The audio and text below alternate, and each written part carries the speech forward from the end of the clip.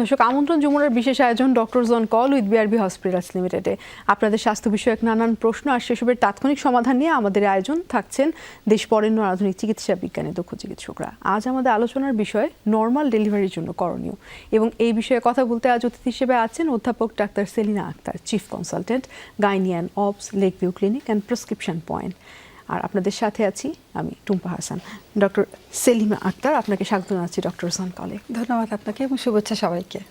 Normal delivery করতে চাইলে করণীয় বিষয়টা নিয়ে একটু আলোচনা করতে চাই, এই কারণেই যে একটা ভীতি একরকম কাজ করে, কিছু মিথ আছে এটা নিয়ে, কিন্তু আমরা সবাই তো আসলে চাই যে সন্তান সুস্থভাবে ভূমিষ্ঠ হোক, সব মায়েরাই তাই চান। নর্মাল ডেলিভারি যদি কেউ করতে চান, আসলে করণীয় ঠিক রাখতে প্রথম বিষয়টা কোনটা আসবে? আচ্ছা, নর্মাল ডেলিভারি এটা আসলে সৃষ্টির আদি থেকে চলে এসছে। সৃষ্টি তো বেড়ে যায় না একটা প্রজন্ম থেকে আরেকটা প্রজন্ম। তো এই যে প্রেগনেন্সিটা কিন্তু নর্মাল। আমি সবসময় এভাবে বলি যে প্রেগনেন্সি নর্মাল ফিজিওলজি, এটা কোনো ডিজিজ না। আমাদের প্রেগনেন্সি হলে আমরা নর্মালি যেভাবে কাজকর্ম করি সেভাবেই চলতাম, কিন্তু তার সাথে অল্প কিছু আমাদের নির্দেশনা থাকে।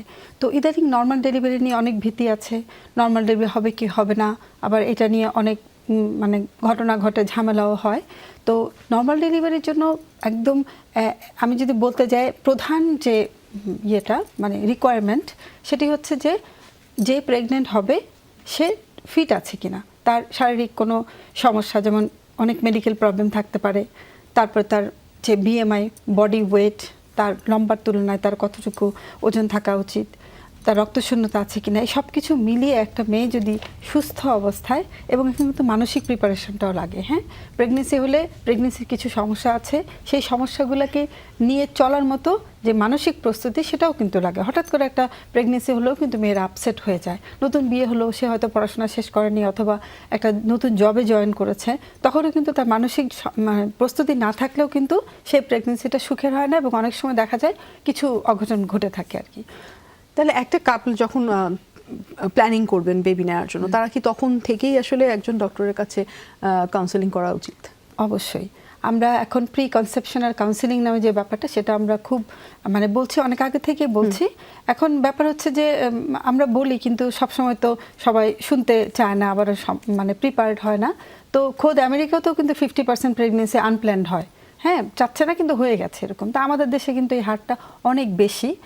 এখন যদিও কমেছে, বাট এখনও কিন্তু বেশি। এখন যেহেতু এডুকেশনের হার বেড়েছে, সবাই প্ল্যান করে সব কিছু করে। তো যারা নিউ কাপল আছেন, বিয়ের পরে সবারই একটা আইডিয়া থাকে যে আমরা ফ্যামিলি কখন স্টার্ট করব, আমাদের কত বছর পর আমরা প্রেগনেন্সি নিব, এরকম একটা প্ল্যান থাকে। তো আমি নিউ ম্যারেড কাপল যারা, তাদেরকে বলবো যে বিয়ের সময় আসলে ঠিক করে নিতে হবে। এখানে কিন্তু প্রেগনেন্সির প্রিপারেশনের সাথে কন্ট্রাসেপটিভ একটা ব্যাপার চলে আসে। হ্যাঁ, কারণ বিয়ের পরপরই কিন্তু ঘটনা সমস্যা হতে পারে। আমরা জানি মেয়েদের ফার্টাইল পিরিয়ড আছে, তারপরে সেফ পিরিয়ড আছে। তো ওই রকম যদি কারো যদি মানে ফার্টাইল পিরিয়ডে বিয়ে হয়, তাহলে কিন্তু সে মানে মাস গড়ানোর আগেই কিন্তু সে প্রেগনেন্ট হয়ে যেতে পারে। তো সেই ক্ষেত্রে সবার আসলে এটা মাথায় রাখলে ভালো হয় যে আমরা কবে প্রেগনেন্সি নিব, নেওয়ার আগে একটু ডক্টরের কাছে আসা, একটু শোনা কি কি হতে পারে, কি কি সমস্যা হতে পারে। মেয়েটা যদি চাকরি করা অথবা পরীক্ষা থাকে, তার পরীক্ষার ডেটটা কবে। অনেক পেশেন্ট দেখেছি আমি, তার পরীক্ষার ডেট যেদিন, সেদিনই তার ডেলিভারি ডেট। তখন এসে অনেক সময় তড়ি ঘুরে করে, ম্যাডাম আমার 10 দিন 12 দিন আগে সিজার করে দেন। তো এটা তো হেলদি কোনো প্র্যাকটিস না যে পরীক্ষা আছে এই জন্য আমি সিজার করে ফেলবো। তো এই সমস্যাগুলো এড়ানোর জন্য সবচেয়ে ভালো হয় প্রিপারেশন না। আপনি যদি একটা গাছ লাগাতে যান, আপনি তো মাটি তৈরি করেন, তাই না? তো ব্যাপারটা ওরকমই। আমার জীবনে সবচেয়ে ইম্পর্টেন্ট একটা মানুষ আসবে আমার লাইফে, আমার অবশ্যই প্রিপারেশন থাকতে হবে। এবং আপনি যেটা বলছিলেন যে প্রেগনেন্সি তো একটা জার্নিটা যেন সুখকর হয়।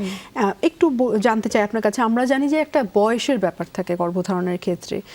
গর্ভধারণের ক্ষেত্রে আসলে সঠিক বয়সটা? আচ্ছা, বয়সটা আমরা বলি মেয়েদের 18 বছর। 18 বছর হচ্ছে যে এর আগে বেবি না নেওয়াই ভালো, বিকজ ফিজিওলজি যেটা বলে মেয়েদের গ্রোথ কিন্তু চলতে থাকে 18 বছর বয়স পর্যন্ত, সে বড় হয়। মানে মেয়েদের যে মেইলি হরমোন, মেয়েদের যে বডি স্ট্রাকচার, আমরা জানি মেয়েদের পেলভিস মানে কোমরের যে হাড্ডি, হ্যাঁ, সেই হাড্ডিটা তৈরি হওয়া কিন্তু শেষ হয় না 18 বছরের আগে। তো ওটা যদি 18 বছরের আগে যদি গ্রোথ শেষ না হওয়ার আগে ও যদি প্রেগনেন্ট হয়ে যায়, তাহলে প্রেগনেন্সিতে হরমোনাল কিছু ভ্যারিয়েশন আছে, সেটার জন্য কিন্তু ওর গ্রোথ রেস্ট্রিক্টেড হয়ে যাবে এবং তার পেলভিসটা কিন্তু তৈরি হলো না, ডেলিভারির জন্য যেরকম করে তৈরি হওয়ার কথা সেভাবে তৈরি হলো না, তার মানসিক যে প্রিপারেশন সেটাও তৈরি হলো না, তার সেকেন্ডারি সেক্স অর্গান যেগুলো আছে আমরা বলি ডেলিভারির সময় কাজে লাগে, বাচ্চা হওয়ার পর ফিডিং করাতে হয়, তাও কিন্তু তৈরি হলো না। তো যেখানে আনপ্রিপেয়ার্ড একটা জিনিস সেখানে আমি যদি লোড দেই, তাহলে আমরা সবাই নর্মালি যারা মেডিকেল পার্সন না তারাও কিন্তু বুঝতে পারি যে ওই জিনিসটা সুন্দর হবে না, ওখানে অঘটন ঘটবে। এই পর্যায়ে আপনার কাছে একটু বিএমআই কথাটা যদি জানতে চাই, যে বডি মাস ইন্ডেক্সের এখানে আসলে নর্মাল ডেলিভারির সাথে রিলেশনটা কোথায়? আচ্ছা, বিএমআই মানে আমরা যে একটা হিসাব করি যে যতটুকু মানে লেন্থ লম্বা তার সাথে বডি ওয়েটটা কম্পেয়ার করছে কিনা, অ্যাডজাস্ট করছে কিনা। তো বিএমআই বেশি হলে এটাকে ওবেসিটি বলি আমরা। ওবেসিটিতে অনেক সময় নর্মাল ডেলিভারিতে কিছু প্রবলেম হয়, সেখানে মেকানিক্যাল প্রবলেম আছে, ফিজিওলজিক্যাল প্রবলেম আছে। মেকানিক্যাল প্রবলেম মানে হচ্ছে একজন ওবেস সে কিন্তু যে কোনো পজিশনে যে কোনো সময় যেতে পারে না। তো আমরা জানি নর্মাল ডেলিভারির সময় লিথোটমি করতে হয়, পাটা উঁচু করতে হয়, আবার অনেক সময় অনেকগুলো পজিশন আছে আমরা বসতে বলি নিচে, তো এই সমস্যাগুলো হয়। তারপর আবার বেবির ডেলিভারির সময় একটা জায়গায় এসে কিন্তু অ্যারেস্ট হয়ে যেতে পারে, যেটাকে আমরা অনেক সময় শোল্ডার অ্যারেস্ট বলি, তারপরে হেড অ্যারেস্ট বলি, যে কোনো সময় হতে পারে। বাচ্চা যে মানে ওবেস মা, তার বাচ্চাও কিন্তু একটু মানে ইয়ে হয়, বড় হয়। তো এই সমস্যাগুলো হতে পারে। মানে ডেলিভারির সময় কিছু অ্যাক্সিডেন্টও হতে পারে, যেমন নিচে আমরা এপিসিওটমি দিই, কাটি, সেই এপিসিওটমিটা এক্সটেন্ড করতে পারে। তারপর ডেলিভারির সময় বাচ্চার অক্সিজেন কম পায়, সেটার জন্য বাচ্চার সমস্যা হতে পারে। আবার ডেলিভারি নাও হতে পারে, অবস্ট্রাক্টেড হতে পারে। অবস্ট্রাক্টেড মানে হচ্ছে একটা জিনিস বের হতে গেছে, আটকে গেছে, তখন আমাদেরকে সিজারিয়ান সেকশন অথবা ইনস্ট্রুমেন্টাল ডেলিভারি করতে হয়। তো বিএমআই বেশি হলে এটা সমস্যা হয় আর কি। সেই জন্য আইডিয়াল বডি ওয়েট নিয়ে প্রেগনেন্সিতে ঢোকাটা ভালো। আর এই রেগুলার চেক আপের একটি বিষয় তো আছে, কেউ যদি আসলে নর্মাল ডেলিভারিতে যেতে চান বা না যেতে চান, ইম্পর্টেন্সটা আসলে কি রেগুলার চেক আপের? এটা বেশি ইম্পর্টেন্ট এখন আমরা বলি, আসলে আমরা তো সবাই এখন যে এডুকেশনের ইয়ে বেড়েছে, রেট বেড়েছে, মেয়েরা জব করছে, শহর কেন্দ্রিক হয়ে গেছে। তো গ্রামের মেয়েদের যেটা মানে ভালো দিক সেটা হচ্ছে ওরা কিন্তু কাজ করে, এবং একটা বাসায় কাজ করতে গেলে বিভিন্ন রকম পজিশনে এসে বসছে উঠছে। শহরের মেয়েরা কিন্তু সেটা করছে না। একটা মেয়ে সারাদিন কাজ করছে, অফিস করছে, বাট তার কিন্তু যে অ্যাক্টিভিটিগুলো হয় না। সেই জন্যই আমরা এন্টিনেটাল চেক আপ নামে একটা চেক আপ ইন্ট্রোডিউস করি। আমি আজকে বলার সুবিধার জন্য একটা কার্ড নিয়ে আসছি। আমরা আসলে যখন একটা মেয়ে আসে আমাদের কাছে প্রেগনেন্সি নিয়ে, তখন আমরা এরকম একটা কার্ড দিই। এই কার্ডটাতে তার সমস্ত মানে ওজন থেকে শুরু করে তার ফ্যামিলি হিস্ট্রি পর্যন্ত লেখা থাকে। এখানে তার ফ্যামিলিতে ডায়াবেটিস আছে কিনা, ব্লাড প্রেশার আছে কিনা, যেটা হলে এই patient risk to develop diabetes, সেজন্য আমরা এরকম একটা মানে পেপার দিই। তো পেপারে সবচেয়ে ইম্পর্টেন্ট পার্ট যেটা আমাদের এখানে লেখা আছে, ভিজিট কবে করেছে, তারপরে ভিজিটের সময় তার হাইট কত ছিল, ওয়েট কত ছিল, ব্লাড প্রেশার কত ছিল। তারপর নেক্সট ভিজিটে সে 1 মাস পরে আসছে, 1 মাস পরে আবার আমি প্লট করছি। এখানে যে আমাদের বডি ওয়েটের যে একটা ঘর আছে, আমরা কিন্তু ওখানে মনিটর করি যে তার ওয়েটটা ঠিক মতো বাড়ছে কিনা অথবা কমছে কিনা। টোটাল প্রেগনেন্সিতে আমরা বলি 8 থেকে 10 কেজি বাড়ার জন্য। এর বেশি যদি বাড়তে থাকে পেশেন্ট, আমরা তখনই ওয়ার্ন করি যে তুমি কিন্তু বেশি বেড়ে যাচ্ছ। এন্টিনেটাল চেক আপের সুবিধা এইটাই যে ও যখন 1 মাসে বেড়ে যাচ্ছে, তখন কি আমি তাকে ওয়ার্ন করছি, তখন কিন্তু আবার সে আইডিয়াল একটা রুটিনে চলে যাচ্ছে। তার ব্লাড প্রেশার কত আছে দেখছি আমি, এবং at the end of the মানে প্রেগনেন্সি নিচে আমরা কিন্তু একটা অ্যাসেসমেন্ট করি। আমাকে যখন একটা পেশেন্ট দেখাচ্ছে, তার নর্মাল ডেলিভারি ডেটের 7 দিন আগেই কিন্তু আমি তাকে অ্যাসেস করে বলে দিচ্ছি যে আপনার এই জিনিসগুলো আছে, আপনার নর্মাল ডেলিভারি সেফলি হবে, একটা সেফলি নাও হতে পারে, আবার একদম হবেই না। 3টা জিনিস আমরা ক্যাটাগরিক্যালি পেশেন্টের হাজব্যান্ড এবং তার ফ্যামিলি মেম্বারদের কিন্তু বলে দেই যে এই রিস্ক হতে পারে। তো সেই রিস্ক অ্যাসেসমেন্ট করে ব্যালেন্স করে তখন অনেক সময় অনেক পেশেন্ট নর্মাল ডেলিভারি রিস্ক থাকলেও যেতে চায়, আবার অনেক পেশেন্ট যেতে চায় না। তো এরকম একটা অ্যাসেসমেন্ট কিন্তু আমরা ডেলিভারি 7 দিন আগেই বলে দিই, এবং সেগুলো কিন্তু ডকুমেন্টেড। এখানে মানে বলে না ভাষা কোনো জিনিস, কাল্পনিক কোনো জিনিস এখানে কিচ্ছু নাই। এখানে একদম ডকুমেন্ট থাকে যে ও নর্মাল ডেলিভারির জন্য ফিট। নিজেও তো পেশেন্ট বুঝতে পারছে, পেশেন্ট নিজেও বুঝতে পারে। এবং এই পেশেন্ট যদি ধরেন আমার কাছে ডেলিভারি করলো না, এই কার্ডটা নিয়ে যদি সে অন্য কোথাও যায়, এই সিস্টেম কিন্তু আমাদের সব হসপিটালেই কেউ মেনটেন করে, কেউ করে না।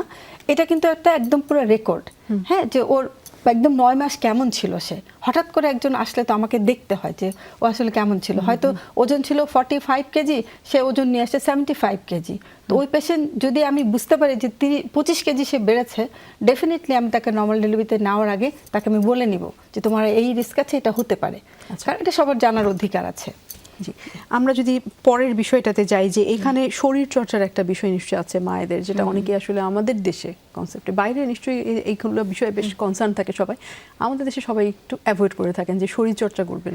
এইটা আসলে একটা কি বলবো, সোশ্যাল যে কাস্টমস আমাদের দেশে এটা নাই, খুবই দুঃখজনক।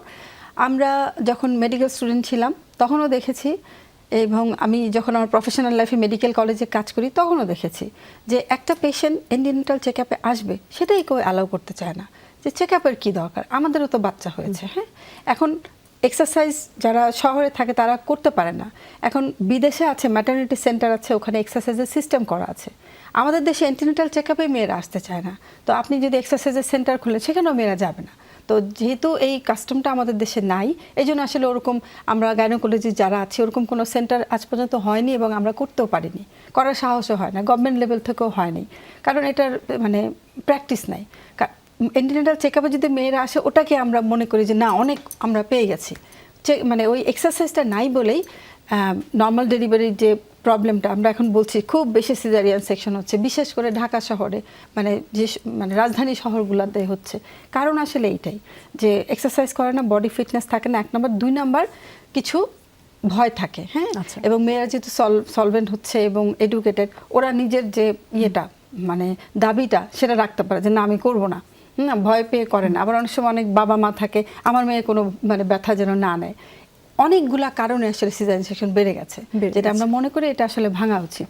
এই পর্যায়ে যদি আপনার কাছে জানতে চাই, আলোচনার শুরুতে কিন্তু একবার আপনি কোমরবিড কন্ডিশনে যারা আছেন, হাই ব্লাড প্রেশার বা ডায়াবেটিস আক্রান্ত আছেন যারা, তাদের বিষয়ে একটু কিন্তু হালকা করে বলছিলেন, একটু যদি বিশদভাবে জানার চেষ্টা করি যে তাদের কি ধরনের সমস্যা আসলে দেখা দিতে পারে। আচ্ছা, আমরা ওটাকে বলে আমরা প্রেগনেন্সি উইথ মেডিকেল প্রবলেম। তো মেডিকেল প্রবলেমের মধ্যে এখন যেটা খুব বেশি পাই আমরা, সেটা হচ্ছে ডায়াবেটিস। ডায়াবেটিসের পরে যেটা, সেটা হচ্ছে হাইপারটেনশন। তো ডায়াবেটিস এটা ফ্যামিলিয়াল কিছু ব্যাপার থাকে, প্লাস যারা একটু ওবেসিটিতে ভুগে তারা মানে একটা রিস্ক। তো ডায়াবেটিস সহ প্রেগনেন্সি কন্টিনিউ করা যায়, প্রোভাইডেড ডায়াবেটিস কন্ট্রোলে রাখতে হয়। সেই ক্ষেত্রে গাইনোকোলজিস্ট থাকেন এবং এন্ডোক্রাইনের একজন ডক্টর থাকেন, যারা হচ্ছে মিনিমাসে ডায়াবেটিসটা কন্ট্রোল করে। এবং সবসময় রোগীকে এটা মনে রাখতে হবে, তার যত প্রেগনেন্সি এগোবে তার ডায়াবেটিসের মানে ব্যাপারটা কিন্তু আরও বেড়ে যাবে। সেক্ষেত্রে যদি মেডিসিন নেয়, মেডিসিন বাড়াতে হবে, ইনসুলিন যদি নেয়, ইনসুলিন বাড়াতে হবে। তো ডায়াবেটিসের 2টা ক্যাটাগরি থাকে, একটা হচ্ছে ডায়েটে কন্ট্রোল হয়ে যায়, আরেকটা হচ্ছে ইনসুলিন নিতে হয়।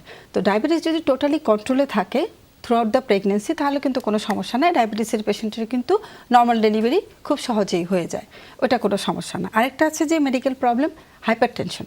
হাইপারটেনশন ব্লাড প্রেশার বাড়তে থাকে, ওই গ্র্যাজুয়ালি বাড়তেই থাকে। তো যদি আমরা কন্ট্রোলে রাখতে পারি ভালো, কন্ট্রোলে না রাখতে পারলে অনেক সময় সি সেকশনে চলে যেতে হয়। আর তারপরেও আরও কিছু ডেঞ্জার ব্যাপার আছে, যে অনেক সময় এক্লাম্পসিয়াও হয়ে যায়। তো মেডিকেল প্রবলেম থাকলে কোনো সমস্যা নাই, সেখানে আমরা এন্টিনেটাল চেক আপের কথা বললাম, সেই চেক আপটা নর্মালের চেয়ে আর একটু বেশি ফ্রিকোয়েন্ট হবে, এবং রোগীকে কিন্তু ডাক্তারের সাথে কোঅপারেট করতে হবে। সব মেডিকেল প্রবলেমই প্রেগনেন্সিতে যদি কন্ট্রোলে থাকে কোনো সমস্যাই হয় না। আপনি যেহেতু হাই ব্লাড প্রেশারের কথা বললেন, তাহলে একটু জেনে নেই, লো ব্লাড প্রেশারও তো অনেকে ভুগে থাকেন, তাদের সিনারিওটা কেমন? লো ব্লাড প্রেশারে ভোগা এটা একটু মানে ডিফারেন্ট ইস্যু। যদি খুব উইকনেস হয় কারো, তাহলে লো ব্লাড প্রেশার হয়। সাধারণত যেই প্রেশার থাকে কারো যদি প্রেগনেন্সি হয়, সেই প্রেশার থেকে কিন্তু তার প্রেশার একটু ড্রপ করে, এটা একদম নিয়ম। আর যাদের প্রেশার বেড়ে যায় সেটা ডিজিজের জন্য। তো লো ব্লাড প্রেশার থাকলে আমরা একটু দেখার চেষ্টা করি তার খাবারের মেনুটা ঠিক আছে কিনা, তারপরে তার অ্যানিমিয়া আছে কিনা, তারপরে তার ইলেকট্রোলাইটস ইমব্যালেন্স আছে কিনা, সর্বোপরি তাকে একটু রেস্ট নিতে হবে। আচ্ছা, এখন একটু ভিন্ন প্রসঙ্গে যাব। ভিন্ন ঠিক বলবো না, কারণ যেহেতু ডেঙ্গুর প্রকোপ খুব বেড়েছে চারিদিকে, মায়েদের নিশ্চয়ই সচেতন থাকার সময় হয়েছে। একটু বলবেন যে ডেঙ্গুর ভয়াবহতা থেকে গর্ভবতী মা নিজেকে কিভাবে সুরক্ষা দিতে পারে? আচ্ছা, একটা মেয়ে যখন গর্ভবতী হয়, তার শরীরের প্রতিরোধ ক্ষমতা কিন্তু নর্মালি কমে যায়, এবং ফিজিওলজিক্যাল কারণে তার শরীরে কিন্তু পরিবর্তনও আসে, এবং এই সমস্ত কারণে কিন্তু যে কোনো ইনফেকশন একটা প্রেগনেন্ট মেয়ের খুব তাড়াতাড়ি হয়ে যায়, অন্যদের চেয়ে বেশি তাড়াতাড়ি হয়ে যায়। আর এইবারের ডেঙ্গুর যেটা মানে সমস্যা যেটা যে একদম যে টিপিক্যাল সিমটমস আমরা বলি যে খুব হাই ফিভার হবে, জয়েন্টসগুলোতে পেইন হবে, শরীরে র্যাশ হবে, ওরকম কিন্তু হচ্ছে না।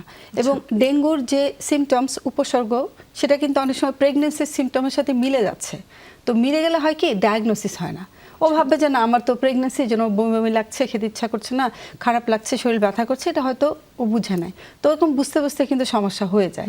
তো সেই জন্য আমরা ইদানিং বলছি যে যদি কোনো প্রেগনেন্ট মেয়ের জ্বর হয় তাহলে জ্বরের প্রথম অথবা দ্বিতীয় দিন NS1 নামে একটা অ্যান্টিজেন আছে, সেই অ্যান্টিজেনটা করিয়ে ফেলতে হবে। সেই অ্যান্টিজেন যদি পজিটিভ হয় অবশ্যই তাকে সম্ভব হলে হসপিটালে ভর্তি হয়ে তাকে চিকিৎসা নিতে হবে।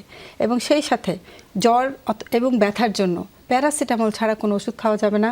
খাবারের যে তার রেগুলার যে ডায়েট প্ল্যান আছে সেটা খাবে, তার সাথে তরল জাতীয় জিনিসটা বেশি খাবে। এবং তার 48 আওয়ার্স অথবা 72 আওয়ার্স পর পর একটা সিবিসি করতে হবে। কেন?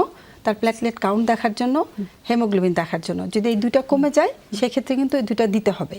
এবং আরেকটা ব্যাপার সেটা হচ্ছে যে অনেক সময় দেখা যায় যে শেষের দিকে একটা মেয়ে ডেঙ্গুতে আক্রান্ত হয়েছে, তার ডেলিভারির সময় চলে এসছে, তখন যদি তার প্ল্যাটলেট কম থাকে অবশ্যই তাকে প্ল্যাটলেট দেওয়ার ব্যবস্থা করতে হবে। অথবা কোনো কারণে ইমার্জেন্সি সিজারিয়ান সেকশন এখনই করতে হবে, বাচ্চা ডিসচার্জে চলে গেছে, তখনও কিন্তু প্ল্যাটলেট দিয়েই করতে হবে। তো এই যে জার্নিটা, এটা অবশ্যই একজন গাইনোকোলজিস্টের সাথে সাথে একজন মেডিসিন বিশেষজ্ঞের আন্ডারও তাকে থাকতে হবে। এই জিনিসগুলো মনে রাখতে হবে।